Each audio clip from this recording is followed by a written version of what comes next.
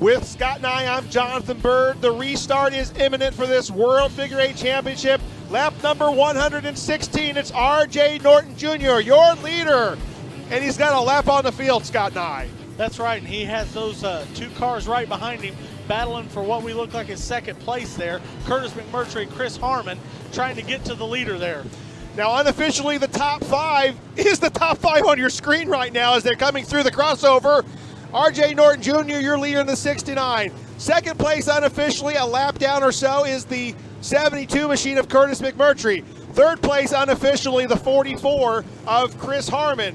Fourth place, unofficially, Dossie in the 20. And fifth place, unofficially as well, Doug Gregg. So, a lot of cars there. We'll see how many cars can get around R.J. Norton, but R.J.'s looking strong so far. That's right. We'd have to go to a second disc DVD. Oh, Corey Turner, 00. Spins right at the bottom of your screen. I don't know how he didn't get huge damage there. Corey has been off the track for a little while there, Jonathan, and here he's back on in a big way. Curtis McMurtry really wants to get a lap back. Vanderhoof through there. Oh, Corey Turner got through just barely. Here come the leaders. Oh, Road Johnson. He shot through the crossover right in front of the leader, the 69 of R.J. Norton. That was totally incredible. Dossie now has gotten up there right behind the 69 machine. So we talked about how early on you can really make a play if you had damage early, and I think Dossie is one of those people who thinks he can get back and get around. He's done it before in the past. That's right. There's been times where he's been 4 and 5 laps down and come back to win the race. Once you get back out there, you just got to hang around, and wait for some trouble and take advantage of it when it comes your way. Scott and I were getting closer and closer to the 1 hour completion mark in this event. With 55 minutes complete, R.J. Norton, Johnson, now at the crossover, it's the 80 of Eddie Rogers, and I can't tell who the other machine is. Is that Bruce? I think that's 17 maybe.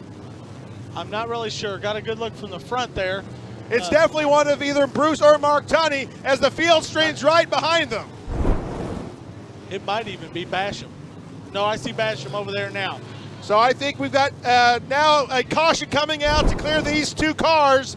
So cautions breeding cautions. Once again, we get about 3 or 4 laps complete.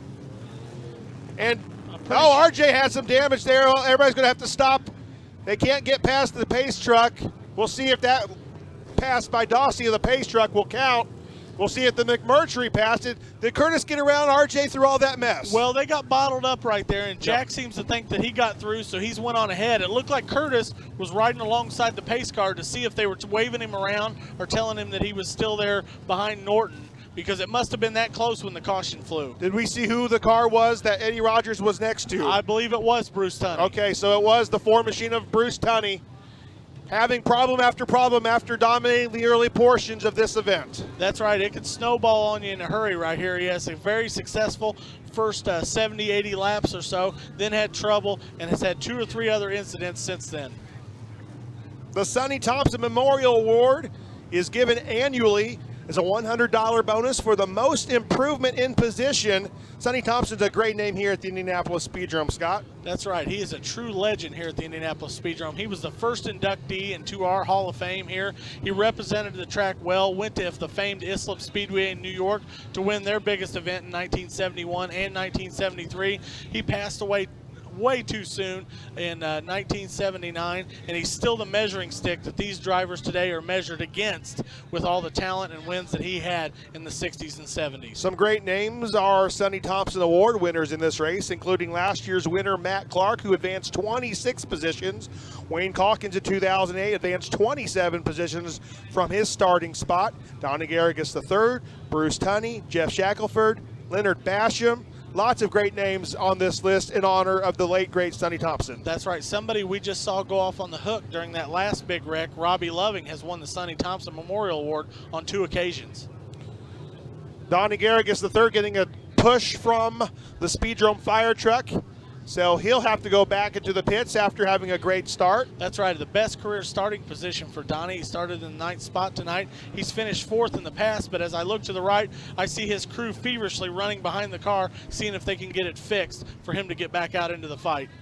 Also at the south end of the machine, we saw the final alternate make the track, and now getting pushed off the track, the 83 of Charles Hearn. So Chucky, as we affectionately refer to him, is going to get some assistance off of the racetrack. The Hearn family really love the World Figure 8 Championship here. Charles Hearn is being pushed off right now. Neil Hearn III, and usually they bring a third car here to the World Championship. Wallace Jones is driving it this year. The team comes with at least 3 cars every year. Great family from Florida that comes to the World Championship. And we are so thankful and proud to have the Hearn family and their racing crew every year here. They are proud supporters of the World Figure 8 Championship. So let's recap as we move 1 minute and 17 seconds away from the completion of 1 hour of this event. 69, R.J. Norton Jr., your leader. Second place unofficially, a lap down or so, is the 72 of Curtis McMurtry. Now on the board, as you saw earlier, the 20 machine of the 6-time World Figure 8 champion, Jack Dawsey, in that third position. That's right. Those guys a lap or so down have been hovering around that third spot right there. Dawsey now is unofficially in it. We've seen Doug Gregg in that spot here recently, as well as the 44 of Chris Harmon. So even though these guys aren't on the lead lap, they're still battling for the front. If anything happens to Norton, they're ready. The throaty growl of these unlimited horsepower machines come back to life. The green flag waves were back underway in the 34th annual World Figure 8 Championship. It's the 69 of R.J. Norton Jr. and the 72 of Curtis McMurtry. They run nose to tail, 1 lap apart. That last caution flag told me something right there, Jonathan, that when Curtis pulled up next to the pace car trying to get on, get one of those laps back, he obviously knows he's not on the lead lap with Norton. So he's going to try to push and get that lap back as the traffic is heavy at the crossover. As fast and furious. Oh my gosh! There it was! I saw it happen! Steve Frost, the 71, right into the back of the 34 machine of John Bott Sr. His back is crumpled up. He can't see out of the back of that car now. That's right. Botts came onto the track about 10-15 minutes or so, got stopped at the crossover right there, got slammed hard by Frost, and it looks like Botts' car is continuing in a much better clip than Frost's machine. Well, Frost passed him back, and he's still going, but he's got right front damage. He's going to have to get off the racetrack. He'll see if he can get by, but Botts is still going. So Frosty, the 71 reliable machine, off of the racetrack in this World Figure 8 Championship. As hard as he hit him, Jonathan, I wouldn't give 2 cents for him not moving from that very spot, let alone complete another lap. I can't believe the Botts machine is still going. It's 3/4 of a race car right now. Oh! Corey Turner and the 00, the 57 of Jesse Tunney, who has nothing on the right side of that car, and now the right front suspension completely folds in as we're under caution once again. With 1 hour and 1 minute complete. Huge crossover crash between the 00 of Corey Turner, the 57 of Jesse. Oh, Jesse almost got hit by his brother as he threw a piece of his car off of the racetrack. That was another deal why I think a stalled car caught these guys' attention. The 13H of Neil Hearn was parked at the intersection. These 2 fast cats were rolling right at the crossover. I think it distracted them for just a momentary second, and they blasted each other right there at the crossover full speed. As you can see, the heavy damage on Jesse Tunney's right front. And the 00 machine of Corey Turner, his radiator repair damage as we see smoke coming off the front of that machine as well. Unbelievably hard hit, and just 2 hard hits, 3 hard licks within the past 10 laps at least. That's right, and these heavy crossover crashes have just not been by the guys who have very little experience. The heavy hitters are getting caught up in these crossovers as well, and amazingly enough, not trying to jinx the man, but R.J. Norton Jr. has held it all together and led for a long time so far in this event. Wow. Jesse is, you can see right there, I think that was a hard hit. He's going to look over the damage. I know how much these boys love racing. And there's another big race next week in here at the World's Home of the Figure 8, the World Figure 8 Tour. And Speed Television will be here taping Lucas Oil on the Edge. He'll want to get that car back together because there's nothing better than racing here at the World's Home of the Figure 8. Yeah, it's been an up and down year for Jesse. in 2010. He's had some success with many feature victories, but he's also been in an accident earlier in the year where he had a hand injury, but he also got married and saw the birth of his first child this year. So it's been a roller coaster ride for Jesse this year, and it looks like tonight is going to end right now on lap 134. The 2011 World Figure 8 Championship weekend will be September the 8th through the 10th. It will mark the 35th anniversary of the greatest figure 8 race on the planet. $75,000 will be up for grabs all weekend long, which makes it the largest purse in the amazing history of this event. And everybody in the top 35 will walk away with at least a cool, crisp $1,000 in their pocket.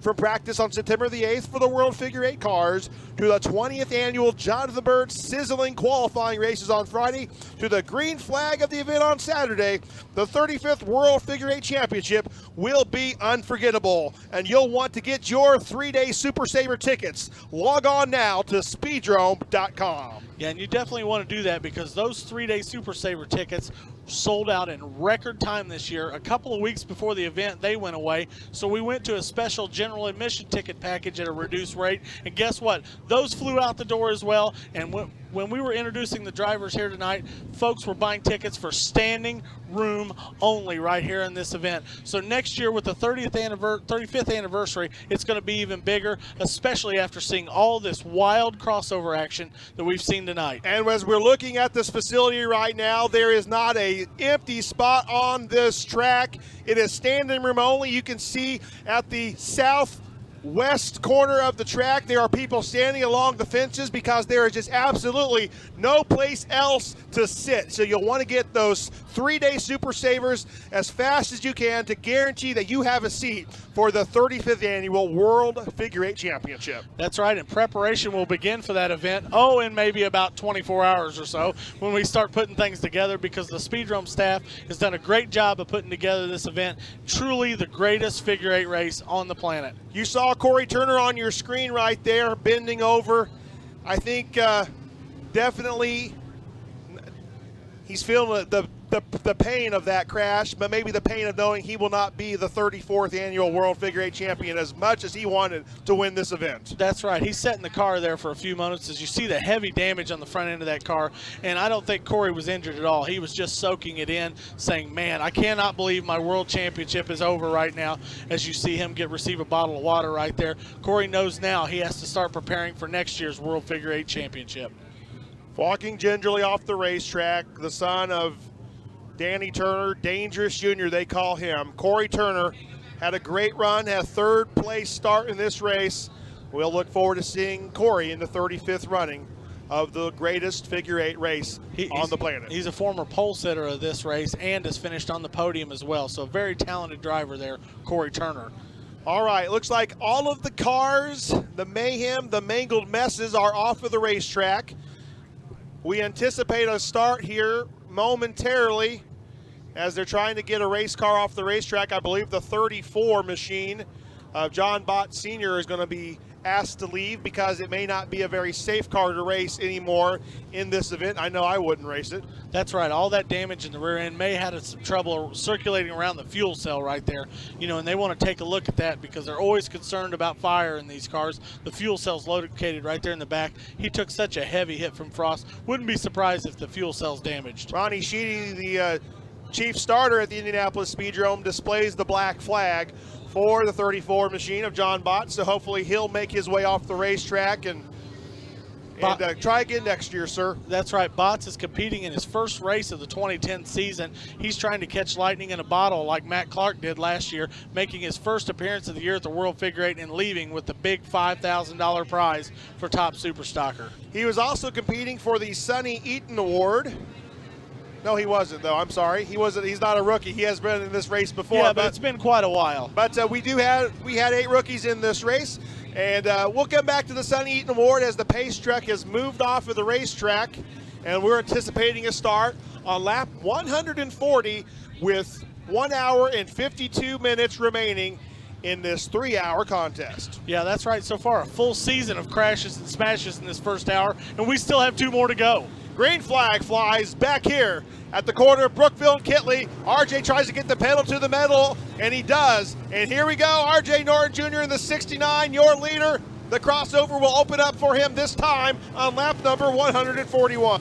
Those two leaders are now being joined by another RJ. That's Raymond Johnson right there in the 016, along with our pole sitter, Mark Tunney. Mark's gotten back going and had a nice pace since he got caught in that first damage. He's trying to make some laps up and get back into that top 5. Well, yeah, unofficially right now, Mark Tunney in that 17 running in the 6th position. That's very unofficial at this point.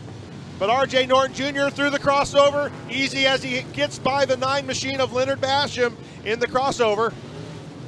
Mark may have gotten past his gremlin here with that little bump early on. Mark usually has some major bad luck in this race where he gets damaged in the first hour and he's done for the night. Well, he had damage there and now he's back. Speaking of cars that had damage and coming back, the 21 of Rod Proctor comes back on the racetrack, as we also saw the 44 machine of Chris Harmon exit stage right. So someone who was running in the top 3 just a few laps ago back off of this racetrack.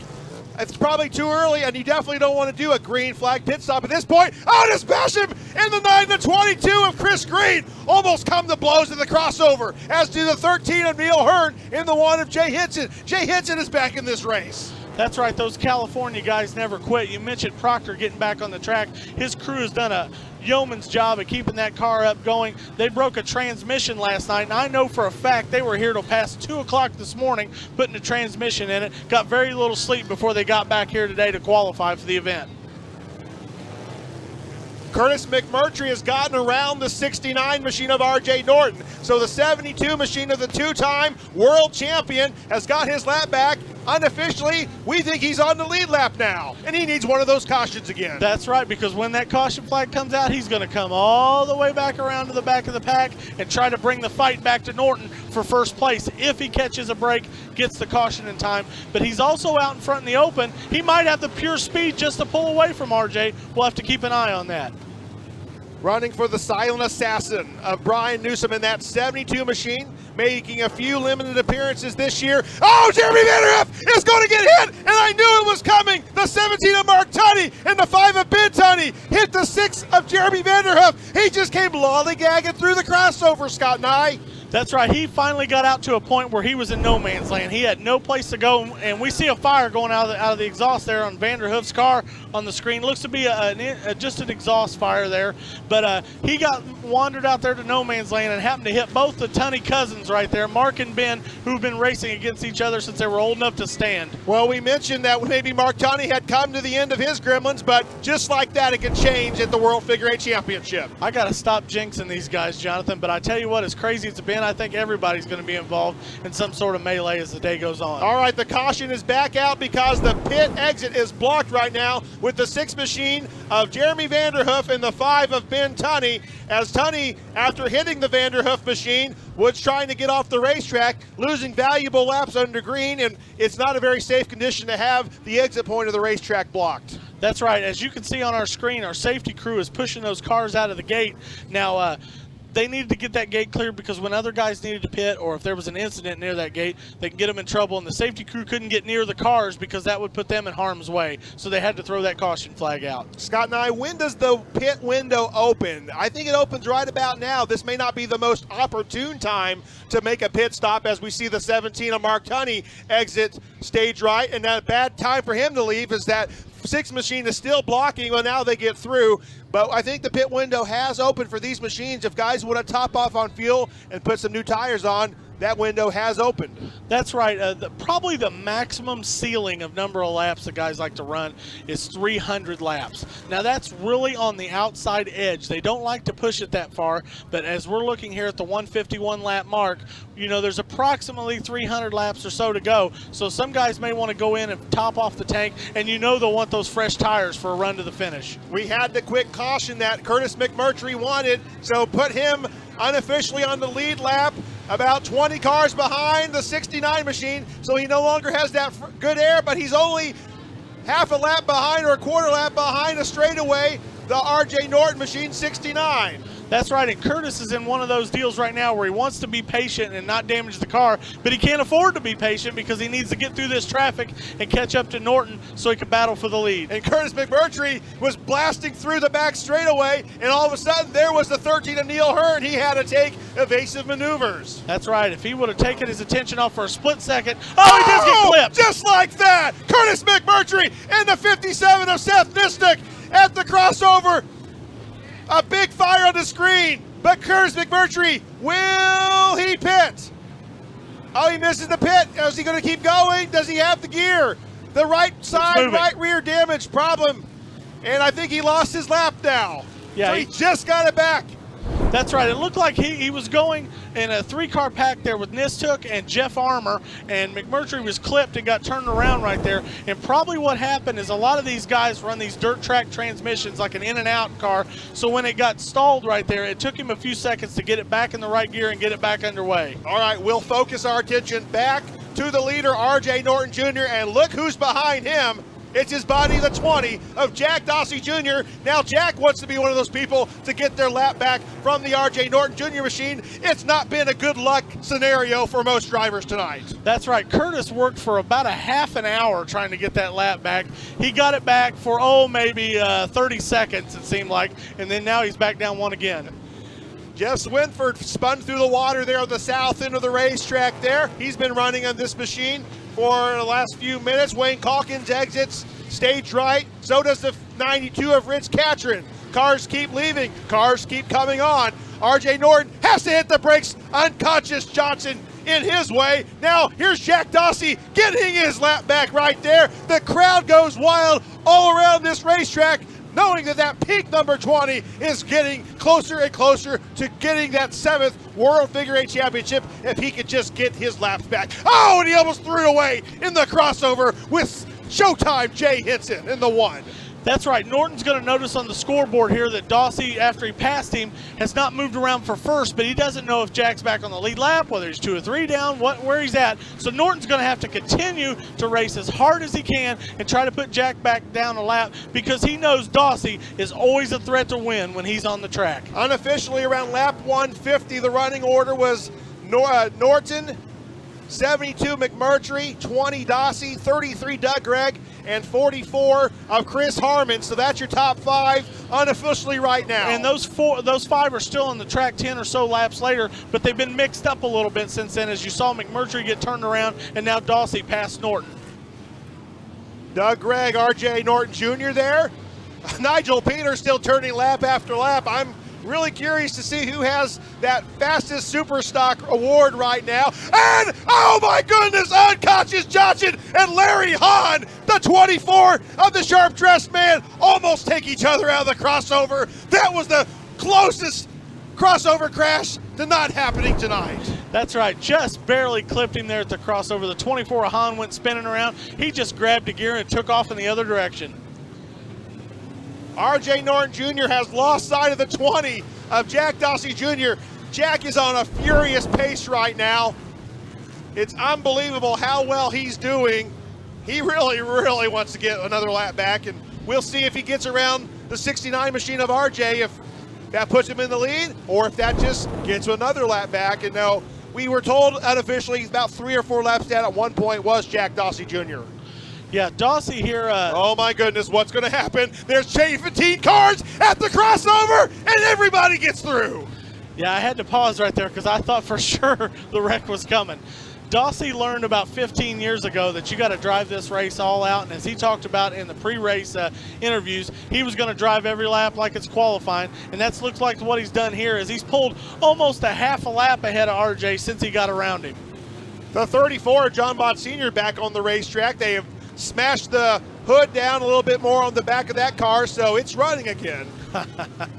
It's incredible what these cars could take, Jonathan. 3 wide through the north end. There's RJ in the 69, the 4 of Bruce Tunney getting around, the 2 of Austin Tunney, on the tail of the 72 of Curtis McMurtry now. Yeah, just about 45 minutes ago they were battling for the lead, and now Norton gets around him to put another lap on the 4 of Bruce Tunney. 167 laps complete right now. Now lap 168, 1 hour and 42 minutes, 40 seconds remaining in this 34th running of the greatest figure eight. Race on the planet, Nigel Peters in the 18, the 13 of Neil Hurd. They don't have a crash, and I don't know how they did it. Yeah, Nigel looked like he wanted to go in front of him. Then at the last minute, he turned to go behind him, and that caused about 10 cars to have to react to that late move. Doug Gregg gingerly through the crossover, letting a lot of the cars go. McMurtry staying in front of the 69 of RJ, who goes outside, inside on the 21 of Hot Rod Proctor.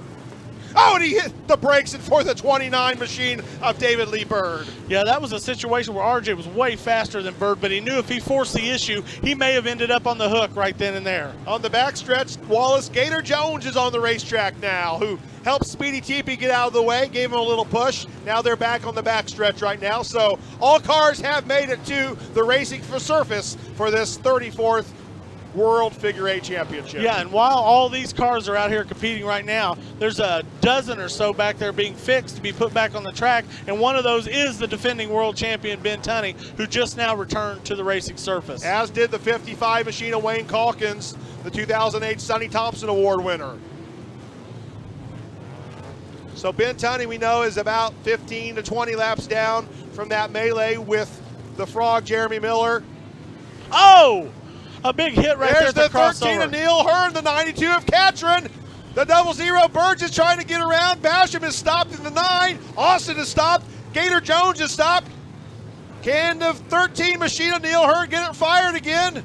Oh my goodness, 44 and 8. Chris Harmon and Art Grew almost took each other out the crossover. RJ still gets through. He'll pass the 24. No, he will not as the caution comes out. So on lap 175 with 1 hour, 20 minutes completed in this 3-hour contest, RJ Norton Jr., your leader, second place, the 20 of Jack Dossie Jr. That's right. Neil Hurd was stalled at the crossover there. I want to say safely, but not really safely. And along came Basham there in the 9 and rear-ended him and knocked him into another car. And all of a sudden, there was 5 cars piled up right there. We're going to take a moment to catch our breaths, see what the running order is, and give that to you. We'll be right back. This is the 34th Annual World Figure Eight Championship, covered by the World Figure Eight Network.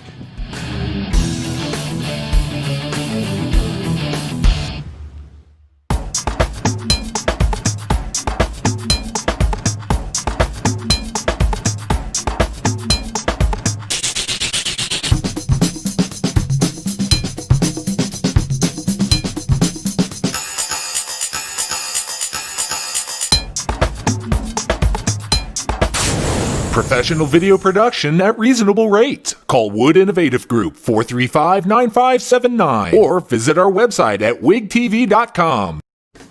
Green flag flies back here at the 34th World Figure Eight Championship.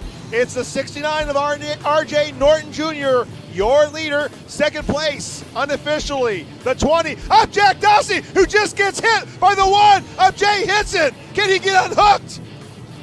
They are unhooked. Can Dossie emerge unscathed? We were just talking about him during the break. That's right, and those two didn't have like a crash. They just got their bumpers hooked. Both of them still on the gas until one of them spun around far enough for them to unhook.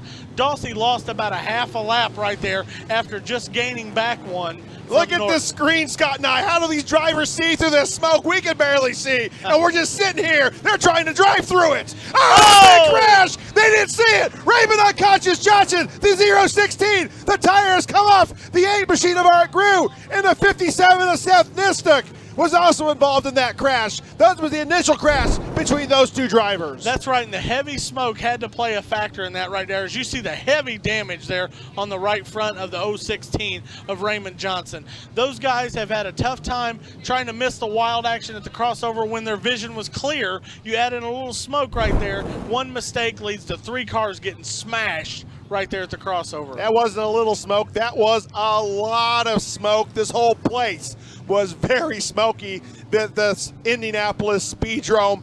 These drivers, unbelievable. That crash, very hard and damaging for Raymond Unconscious Johnson and his hopes of a World Figure Eight Championship and taking it back to Kentucky go up in smoke, literally. That's right. He is a legend of figure eight racing down there in Kentucky. And the team owned by Kerry Trowbridge just brought this car this week and put Raymond in it. He only had 1 or 2 nights here practicing in that car, so still getting familiar with that ride. But Raymond was up there hovering around the top 5 when that accident happened. I think Raymond took a tire from Art Grew saying that's just going to claim his prize. That's and right. I was like, he took out my right front, I'm going to take his. That's right. He's going to come out of this with some damage, but at least he's picked up some extra rubber there. So with 1 hour and 34 seconds remaining, Scott and I were coming close to the halfway point of this race, and 183 laps complete. Raymond Unconscious Johnson rides on his broken steed, but not a broken man. That's right, and we're nearing that halfway point. We talked about pit stops earlier. The guys contending for the win will try to put 20 gallons of fuel plus 4 brand new tires on this car. They circle that mid-race point as a target for making that pit stop. But the key is choosing which caution to take, because if you happen to pick a caution where a gentleman just gets push started and they go back to green rather quickly, you'll lose 3 or 4 laps. But if you pick one where there's a heavy crossover crash or cars piled up where they get on under yellow for 8 or 10 laps, you can make that pit stop and only lose one circuit. All right, the pace truck comes off. The field is under the control of the 69 of R.J. Norton Jr. and the 40 of Bruce Tunney. The green flag flies. We're back underway. Ronnie Sheedy lets the field go again, and R.J. Norton Jr., your leader still on lap number 186 as we approach the halfway point of the 34th greatest figure eight race on the planet. RJ's going to look to get out there a little bit and try to get a nice pace going and hope the green flag stays out here for a little bit, but not too long, because that pit stop is looming in the next 20 minutes or so. So he's not going to want to get caught out on that, because every one of these guys are going to have to pit, and he hopes that he makes it through to that spot all right. Neil Hearn went left and right and left again, and he kept going, but pieces flew off of his machine. RJ gets through, so does McMurtry in the 72. Donnie Garrigus the third back on the track as well, so he'll try to some laps and maybe get one of those top 10 positions for his race efforts. That's right. We have those few guys that we've been talking about on the leaderboard, but there's an awful lot of cars out here on the track right now that have had minor damage, where they're 8 laps, 10 laps down, what have you, and they're battling, trying to get back into that top 10, because as the race winds on, people fall out. You climb up the rankings. Still crazy. Oh, Seth Nistick almost took out Jeremy Vanderhoof. Unbelievable, went the long way, and David Lee Bird gets through a big gaggle of cars as well. I'm sure Vanderhoof said, where the heck did he come from? He's probably looking at his left side just to say, okay, I'm clear, I'm clear. Where did that car on the right side come from? And then took a deep breath and said, thank you for not hitting me, Mr. Nistick.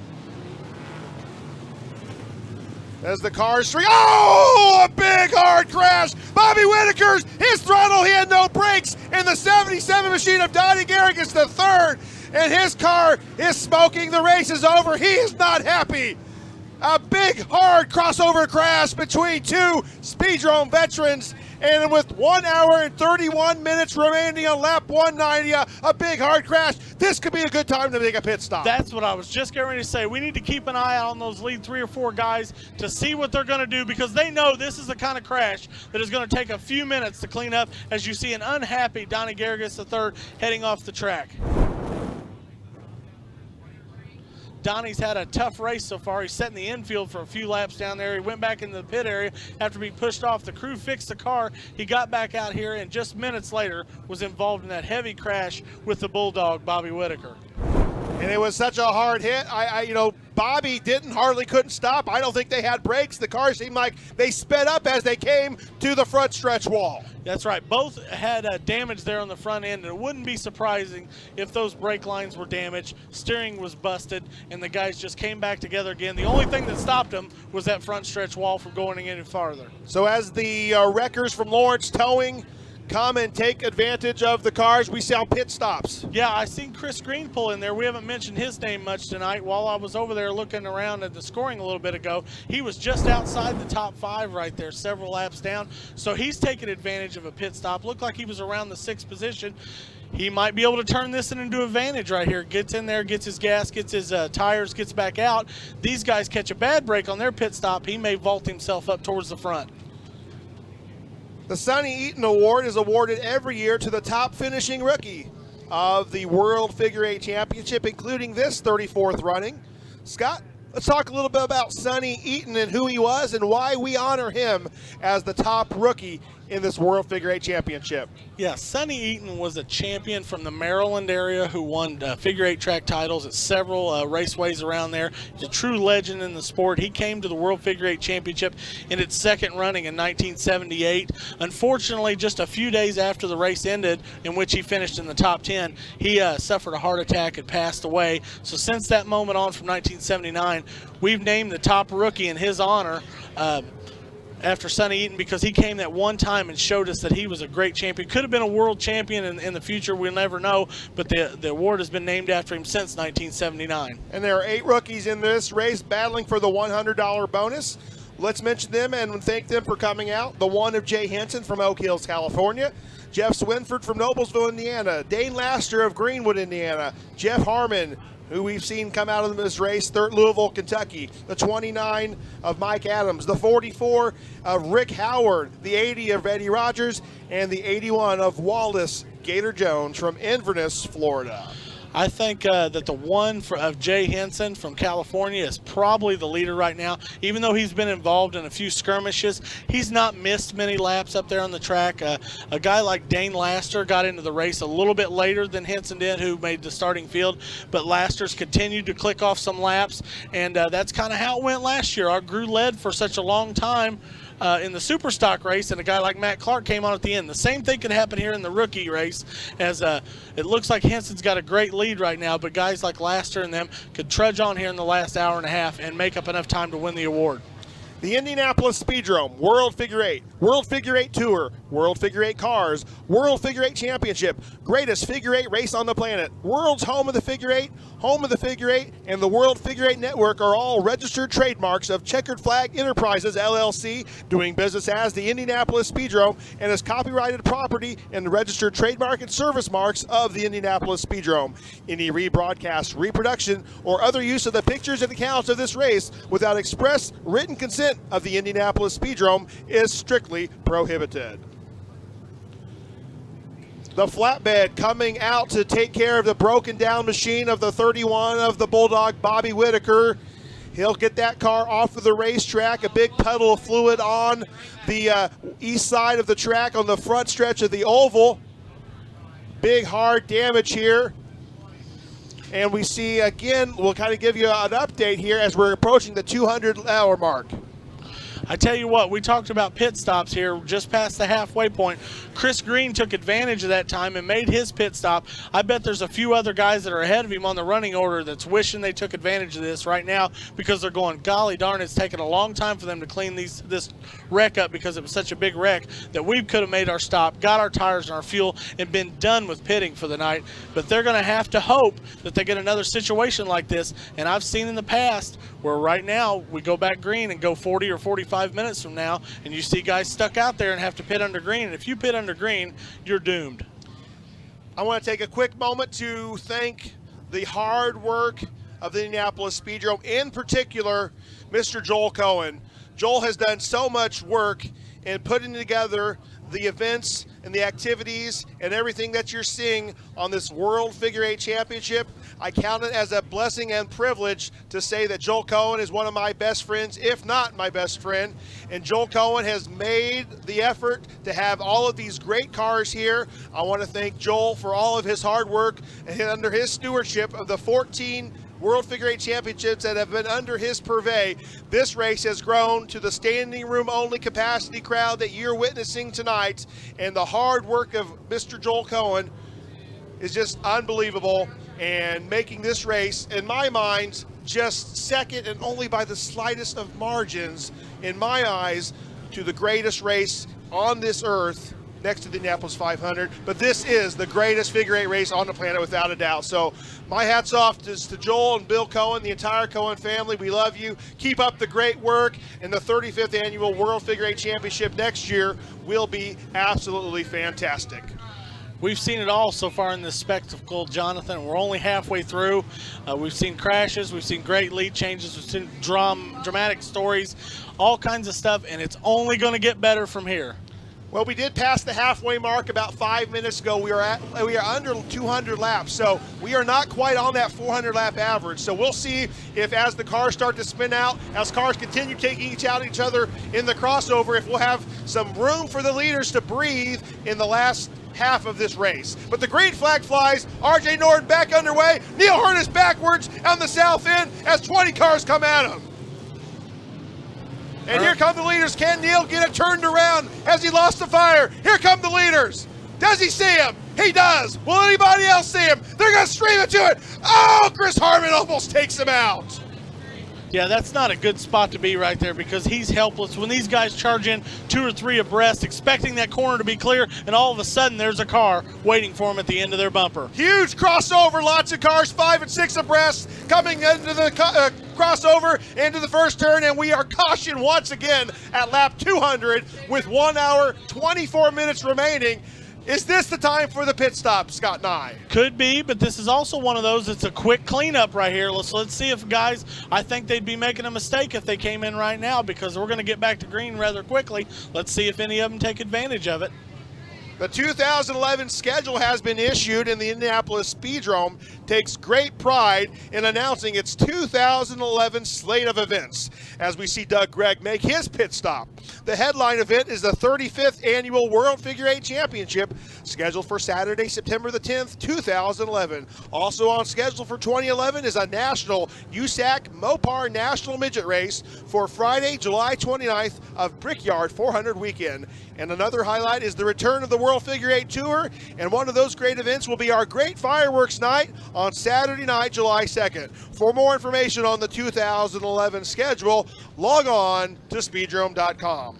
As you mentioned, world champion Doug Gregg took that moment to make his pit stop, but he caught a bad break. When he got to the pit gate right there, stock car driver Chad Sizemore was slow entering the pits, so Doug had to hesitate, actually giving him a push to get him out of the way so he could get into the pit area, and it looks like we'll be going back to green here soon, so we'll have to keep an eye out to see if Gregg can make it back out before the green flag flies because he's lost an additional lap on this stop.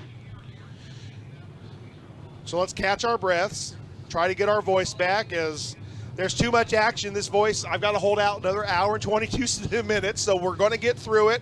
RJ Norton Jr., can he get through it? He only has to make it another hour and 22 minutes, and he'll add his name to the roll and be the 17th different winner of this, the greatest figure eight race on the planet. Yeah, and just surviving another hour and 22 minutes, oh, that's another 400 trips through the crossover right there that he has to survive. Only one of them it takes to take him out. Just before we went to that stoppage for Neil Hearn there, we saw the crossover get real heavy, and something I noticed was Roger Maynor fire through that crossover right there. Roger's back on track. It's good to see the New York legend be back on track, trying to complete some more laps. Again, we are honored in his presence for him being here in the World Figure Eight Championship. Doug Gregg back on track, so probably only lost 1 lap in that exchange, so that could be play to his advantage as we move on into the later stages of this event. That's right. Even under caution, it's very rare that these guys get in the pits, get 4 tires of fuel, and not lose any laps. So 1 is really what they're shooting at. So now all he hopes is the other guys, when they pit, they have trouble and lose 2 or 3 laps, gets him back towards the front. Green flag flies once again. Curtis McMurtry once again one of his laps back that he lost earlier. But RJ Norton Jr. slams the door on that happening, and he'll come through the south end, continuing to lead this event. 205th lap of the race. That's right. Here we are. Deja vu once again. Curtis trying to get that lap back like he did about 40 minutes ago. Remember, when he got that lap back, he found trouble just a lap or so later. So here he's worked all the way back again for the second time, trying to get that lap back right on Norton's back bumper. Norton through the crossover. Roger Maynor gets through in the 28. And Vanderhoof on the south end spins and stops the progress of Dane Laster. So those two guys are at a little bit of a T down there, but they're out of harm's way as they are inside. And now Neil Herndon is about to smoke with Rod Proctor. Neil spins out at the crossover, and they get those guys underway again.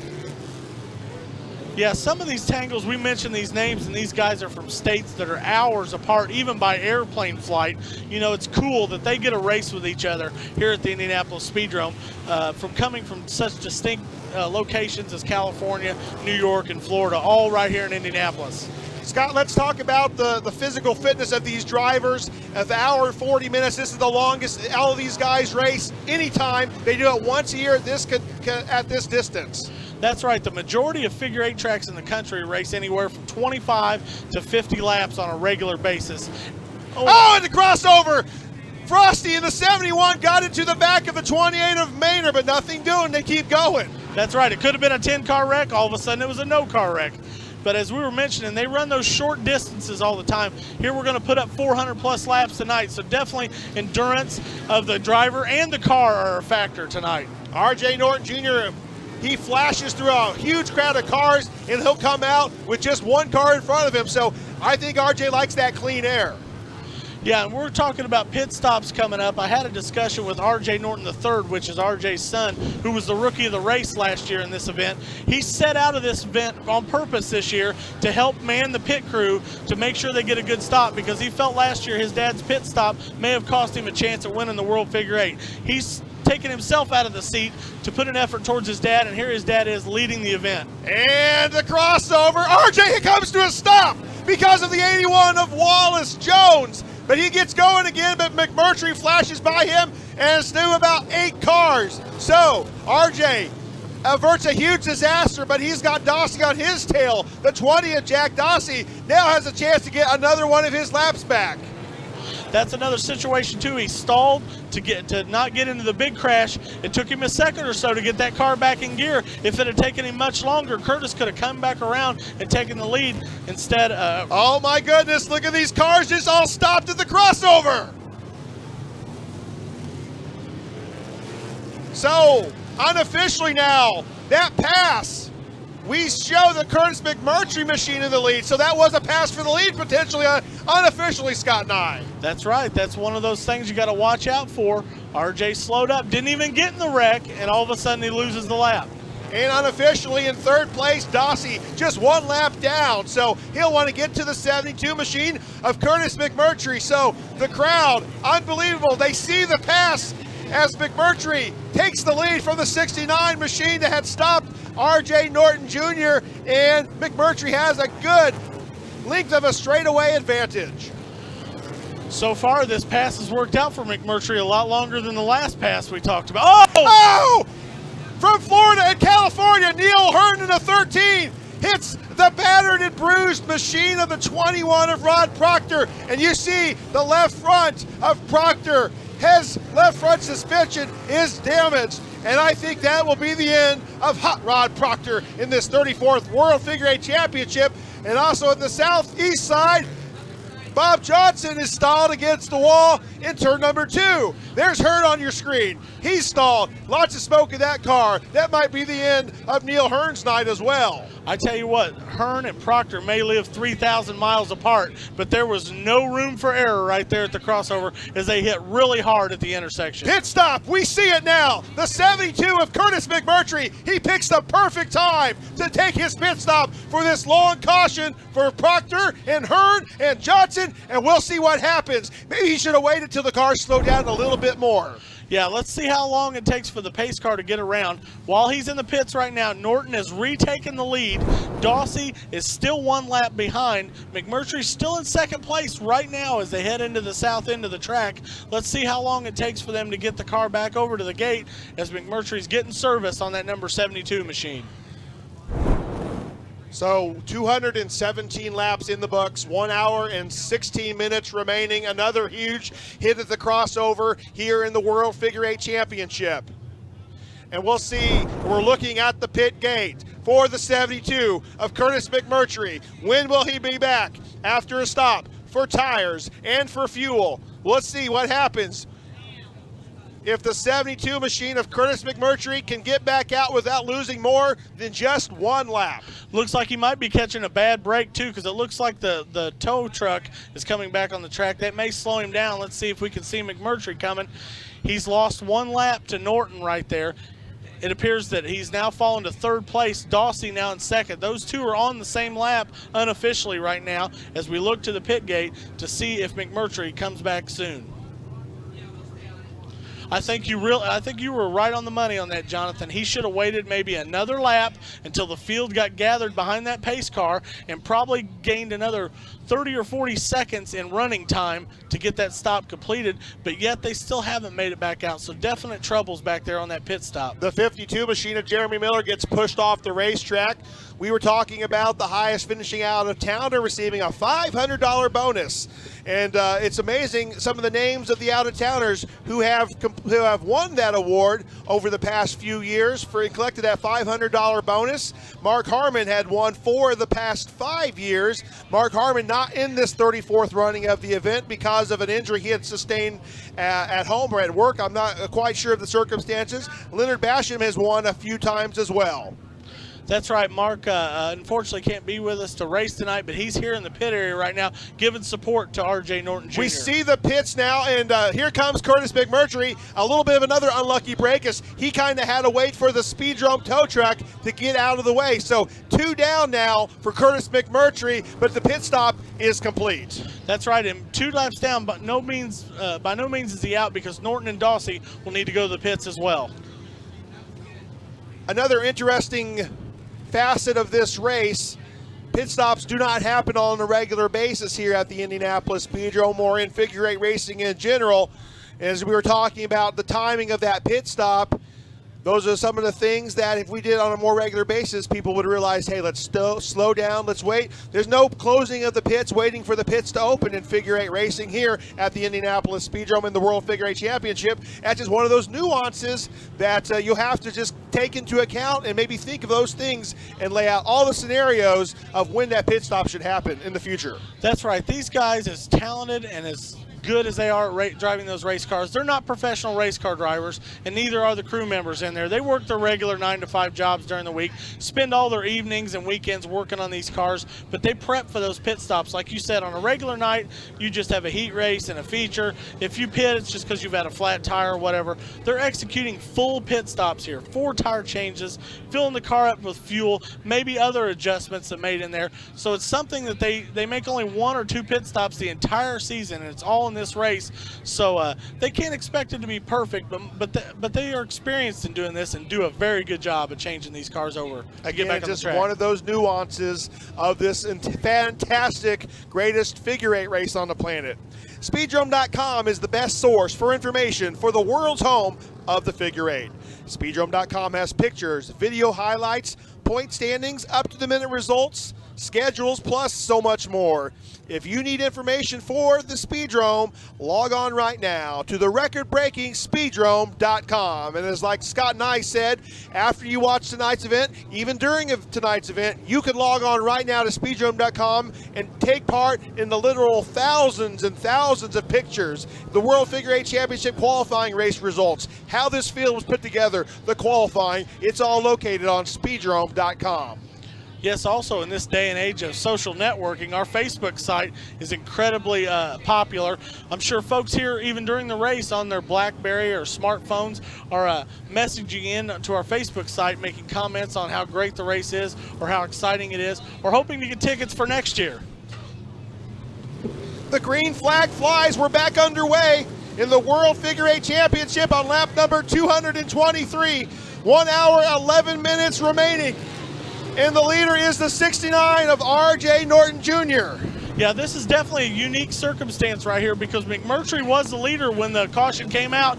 When he pitted, that left several drivers in between the pace car and the actual race leader, now R.J. Norton Jr. So we have Bruce Tunney, Mark Tunney, and Chris Green, who are all several laps down the ladder trying to stay ahead of R.J. as they go on.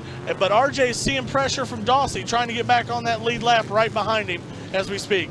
So Jack Dawsey Jr. in the pink number 20. He's wanting to get another one of those lap back. He is shown in the second position.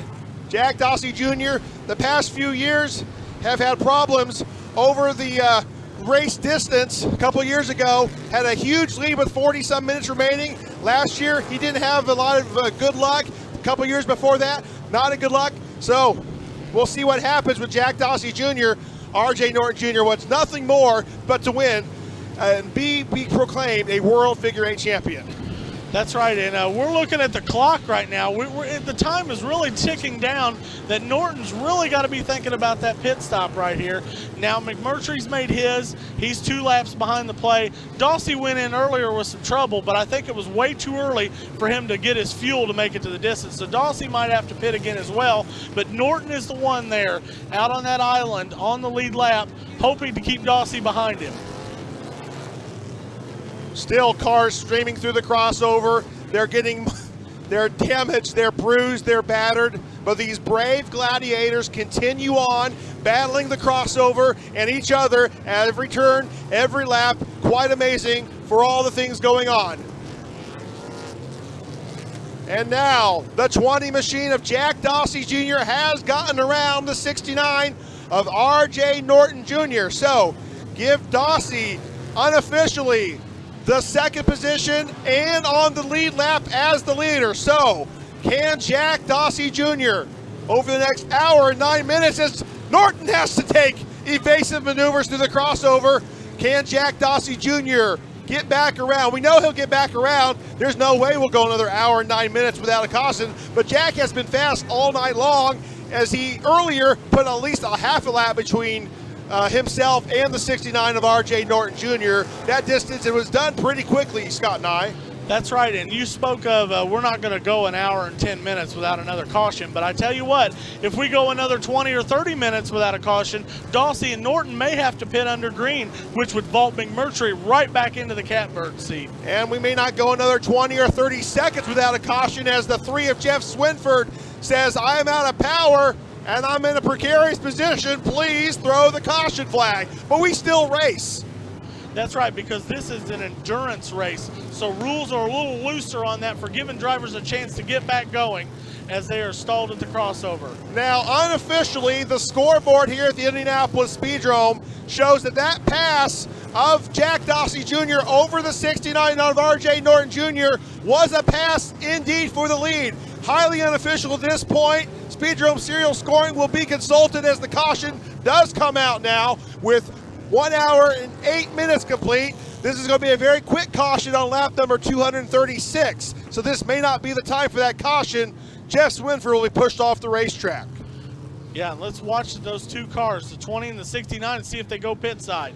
Well, it's interesting that, you know, Jack has been in the pits before in this race. They may have already put some fuel in that car, but it may have been too early. So we'll see if he has to take that pit stop or not. Yeah, and it may have been too early, but with the cautions and stuff, they may be willing to roll the dice and go the distance. I've seen Jack do that before, and then all of a sudden 15 or 20 minutes left in the race, he's got 2 or 3 lap lead. Then they could safely come in and get a few gallons of gas just as a safety valve. A very experienced crew mechanic, that number 20 machine, many years of experience and many World Figure 8 Championship crew members on that race car. That's right, led by crew chief Pete Harlow. These guys have been together for almost 30 years, which is very rare in short track racing. The same group of guys working on a car, supporting the driver for 3 decades racing out here at the Speedrome. And now they moved on to another generation where Jack Dossie III is a champion out here in our INEX Bandolero series.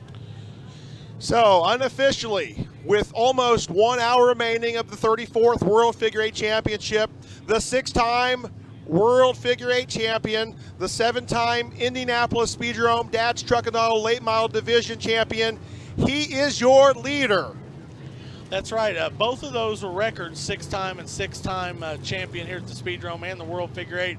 He managed to increase that late model track championship total to 7 just last Sunday night. Let's see if he can do that here tonight in the World Championship. As they take the green flag and go into the 3rd corner, Showtime Jay Henson got into the right side of the 69 of RJ Norton Jr. They kept going, but it was a scary moment for the 2nd place machine of Norton.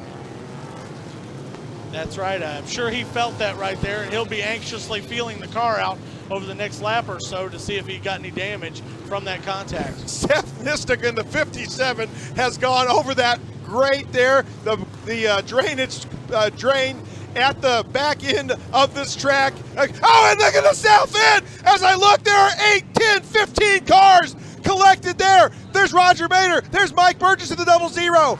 55 of Wayne Calkins is waving. Speedy Teepee is stuck. And the 9 of Leonard Basham as well. With Mr. Swinford. And Swinford, who came back on the racetrack, is stopped as well. We are still green, though. That's right. They'll give these guys a few seconds to see if they get untangled on their own. As we mentioned, this is an endurance race. Okay, caution does wave. And there's 4 cars that they'll have to get refired. So is this the time for the pit stop? We'll see what happens as they slow down. The pace truck picks up the leader, the 20 of Jack Dossie Jr. Second place, the 69 of R.J. Norton Jr. I think he might go for a pit stop, and he does. So R.J. Norton Jr. on lap number 241 with 1 hour and 5 minutes remaining. He heads off to make his pit stop. That's right, and it looked like he was a little indecisive there as he was coming down the straightaway. His crew probably motioning him to come in. Now they've went in. Hopefully he didn't enter too early as McMurtry did right there, maybe cost him some time. We'll have to check that out here momentarily. We'll keep watching here for R.J. Norton Jr. to come back on the racetrack, as he was on the same lap as our leader, the 20 of Jack Dossie Jr., pulling up alongside the 20 of Dossie is the 72 of Curtis McMurtry. Curtis unofficially 2 laps down. That's right, and another factor in this, as we saw with McMurtry with the tow truck coming back on the track, sometimes back there in the pits, guys are working on damaged cars that have been there for 15 minutes, a half an hour, and they may be halfway out into the pit lane to where RJ has a little trouble getting around them to slow his speed up, as he's not returned to the track yet, now going down 1 lap. Kenny's Auto Sales puts out the highest finishing Superstock Award every year. It's $5,000 to our highest finishing World Figure 8 Superstock. We've been keeping track of this event, of this division all race long. As we look at the racetrack right now, we had talked earlier about the 18 of Nigel Peters. We do not see the 18 of Nigel Peters anymore. We do, however, see some other different Superstock machines. There's the 80 of Eddie Rogers. He's a super stock. The 81 of Wallace Gator Jones is a super stock. Here's R.J. Norton back on the track, so he only lost 1 lap. We'll continue kind of talking about the Kenny's Auto Sales $5,000 Super Stock Award. Mike Burgess there. I was looking for the 24 of Larry Hahn. So Larry Hahn's on the racetrack. So very interesting. This is a highly competitive race for the highest finishing Super Stock Award. Right, and when we talked about that maybe 45 minutes ago, we were talking about Jeremy Miller being way out in front of that, as well as Nigel Peters. Neither one of those 2 cars have been on the track here for a little while now. So now we're looking at those cars that you mentioned that are now gaining those laps, climbing the ladder. They're going to now be in the hunt to win that awesome prize of $5,000. Well, the Lawrence Towing Wrecker has put the number 9 car of Leonard Basham on the hook, so he is looking to see that his night has come to an end. Yeah, Leonard's been fighting some suspension troubles all weekend long. They've had a few sets of leaf springs underneath that car, changed the front springs a few times, trying to get the handle on it. And when they started this race, they weren't sure if they were going to have decent handling all night. But Leonard's car looked to be fast, running up there in the top 3 or 4 quite a few times, but he's managed to get involved in several tangles now on the hook. So the 20 of Jack Dossie Jr., the 72 of Curtis McMurtry, and the 44 machine. He's been up there all throughout the evening in the top 5 and top 10. The 44 of Chris Harmon, unofficially your top 3. And also the top rookie award we talked about earlier, Sonny Eaton Award. The $100 bonus to the top finishing rookie. We were going to talk about that. I see the number 1 of Jay Henson. He has really been turning a lot of laps tonight. Let's unofficially say that Jay Henson right now is the top finishing rookie, the leading contender of the top finishing rookie award in this race. The green flag flies. We're back underway. That's right. Even though Jay Henson's been in several tangles, he's kept going almost the whole time, and he's got to be running for the top 10 as well overall in the event. Jack Dossie Jr. now, as we approach the 2-hour completion mark in this event. Ben Tunney comes back on the racetrack. Not a fantastic night for Team Tunney, as all 5 Tunneys have had a really rough go at it tonight. That's right. Bruce led the event for a while, then sat on the backstretch with some damage, been in a few other scrapes. Mark Tunney had the damage early, managed to come back through the field. He's probably working in that top 5, but Ben's been off the track several times. Jesse was in a couple of hard crashes, and Austin seems to have had mechanical difficulties from the get-go. Dossie has to slow. Oh, Roger Maynard, the 28, almost takes out the 6-time World Figure 8 champion. 24 hours ago, Roger's car was in Jack Dossie's shop getting some welding done on the frame there, and now they almost ended up on the same accident here in the World Figure 8 Championship. Dossie through the crossover. Oh, he goes right, he goes left to miss the bots 34 and the 55 of Wayne Calkins. Well, you got to look now. Dossie, your leader's been out for a long time on those tires. McMurtry, who got fresh tires on that pit stop maybe 20 minutes or so ago, is closed in on the back of Dossie's car. He may be able to make a lap and get back on the lead circuit here soon. He's putting some pressure on with that fresh rubber. Sonny, the 1 hour mark is here. 1 hour remaining. 1 hour remaining. 250 laps complete. Jack Dossie, your leader. McMurtry in second. 1 hour remaining in this World Figure 8 Championship of 2010. Drivers have survived so much so far, and they still got an incredibly long 60-minute distance left to go. We've seen this 1,000 times. Frosty is stopped right there in the middle of the crossover. We saw McMurtry get around Dossie to get one of his 2 laps down back. So now Frosty gets it going again in the 71. But now 72, Curtis McMurtry, he's gotten around the 20 of Jack Dossie Jr. Oh, and Norton and Dossie almost come to blows at the crossover right there. Yeah, we'll have to check on that official status of Curtis McMurtry right there. He definitely got a lap back. I'm not sure if now he's 1 down on the lead lap, but he's running in second position right there with the fresher tires, looking to get out of this heavy traffic and try to run away from the pink number 20 of Jack Dossie Jr. Under an hour remaining here in the World Figure 8 Championship. You see on your screen the first and second cars, but they're not running in that order. 72, Curtis McMurtry. 20, Jack Dossie Jr. They'll come across the machine there of Leonard Basham. Well, we talked about Leonard getting off the hook. Now they got it going again. He's back on track. Yeah, they could have not just taken 30 seconds from the time the tow truck dropped him off till he got back going again. Curtis McMurtry was the middle of a sandwich of 2 different cars, and he's really kind of pulled away now from that 20 machine, but that could have been damage on both sides of that 72 car. Well, you know, with him looking at the scoreboard and seeing himself at second, knows he's behind Dossie, he's trying to force the issue with 50-some minutes remaining. Wayne Calkins, lots of sparks coming out of the 55 machine, out of the Gordon Brown stable. That looks weird. Yeah, it looks like maybe part of the suspension or maybe some U-bolts or whatever there's dragging as the right rear looks a little lower than the rest of the car. That may grind down here over the next few laps. We'll see if they give him the black flag as things go on. But still, it's Dossie, your leader, in the 20 machine. I tell you what, Jonathan, we've seen everything you can imagine so far in this race.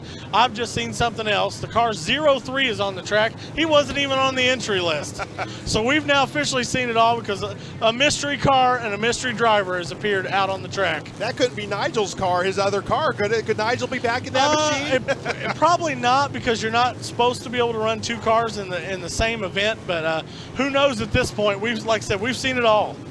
You see your screen, the 03 machine. It says Peters on the side, but different drivers have been in that machine all year long. Yeah, we're going to have to wait till the end to find out. Well, maybe they think they still got a shot at the $5,000. You just never know in the World Figure 8 Championship. Jeff Swinburne and Mike Burgess almost come to blows at the crossover there as well. McMurtry, oh my gosh! Ben Tunney, neither one of those cars lifted there to the last second. No, and McMurtry said, I got to go.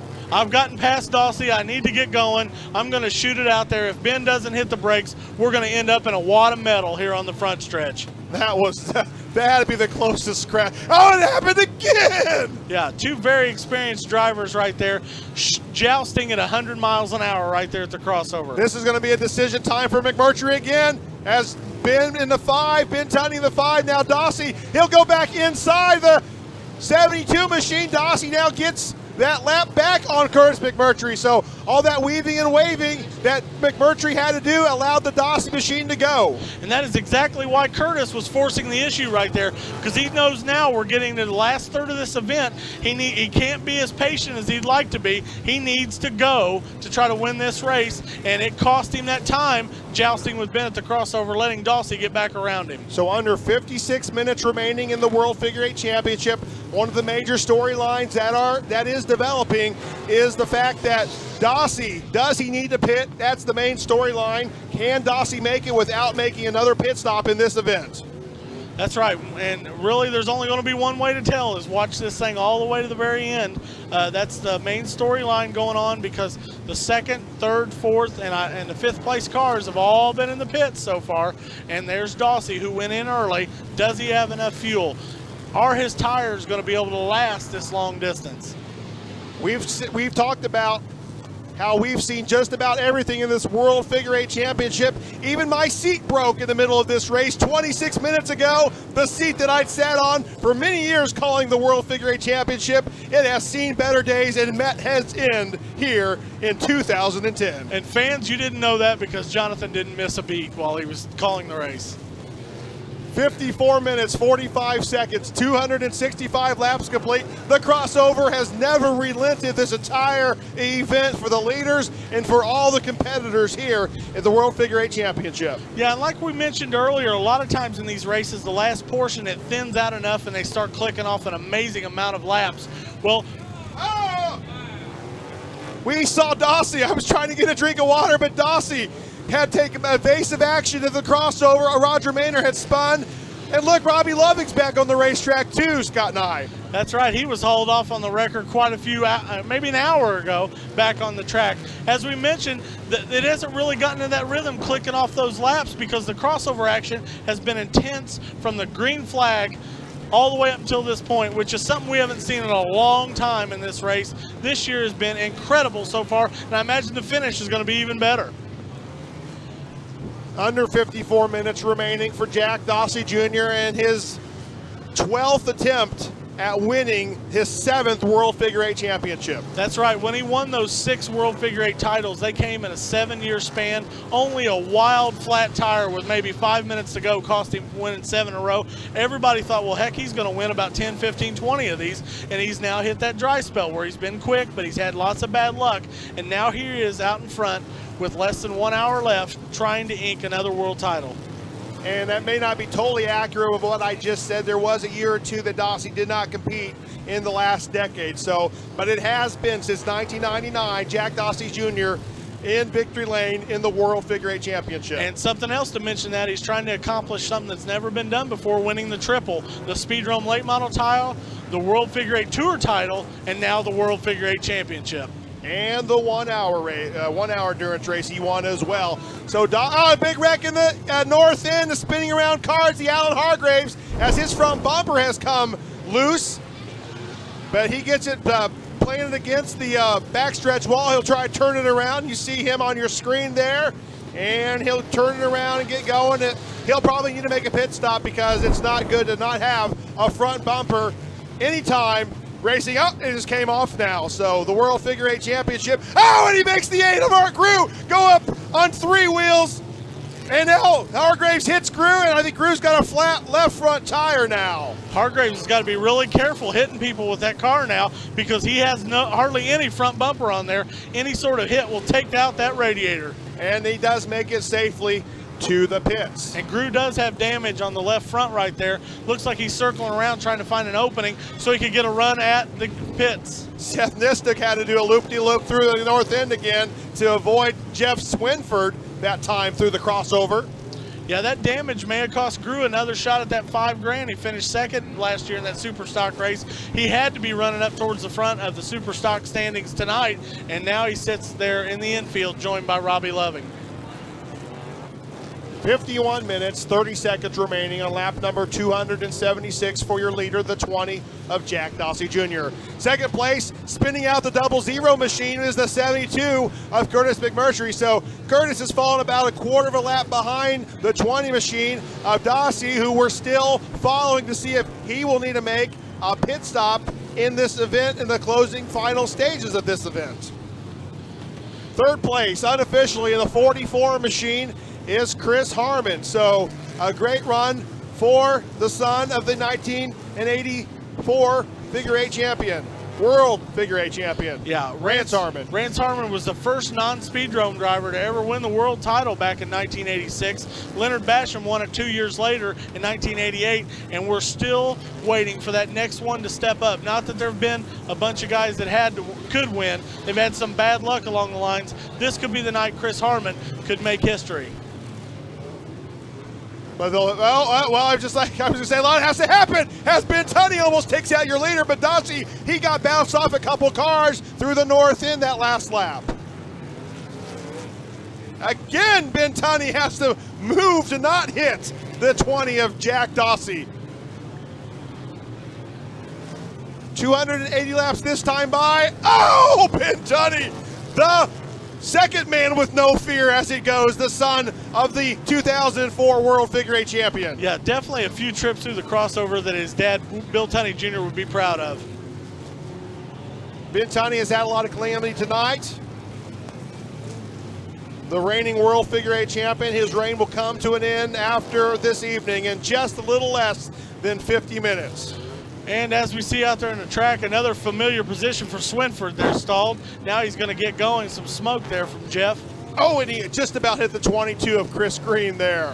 Yeah, Chris Green, another guy who's quietly having a pretty good run tonight, looking for a top 5 finish. Unofficially somewhere in the top 10, maybe in 6th place, is the 22 of Chris Green. Oh! Almost a big hit right there. Speedy TP stalled at the crossover with Swinford. Oh, Almost Burgess, Tunney. That was a crazy crossover action there. Yeah, and that all starts from those 2 stalled cars. Guys have to make moves to avoid them, which causes other guys to make moves to avoid that. And the 48, you can see Speedy TP violently waving his arms that he has lost fire, and we will throw the caution on lap number 285.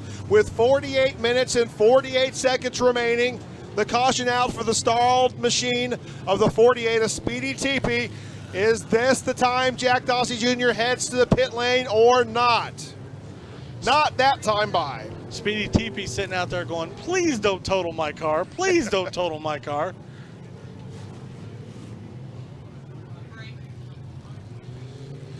As we push Speedy off and cars come in and cars go off, we're going to take a quick timeout, catch our breaths, and bring you the final 48 minutes of this event. This is the 34th running, the greatest figure eight race of the planet, the home of the World Figure Eight, the World Figure Eight Championship, here on the World Figure Eight Network.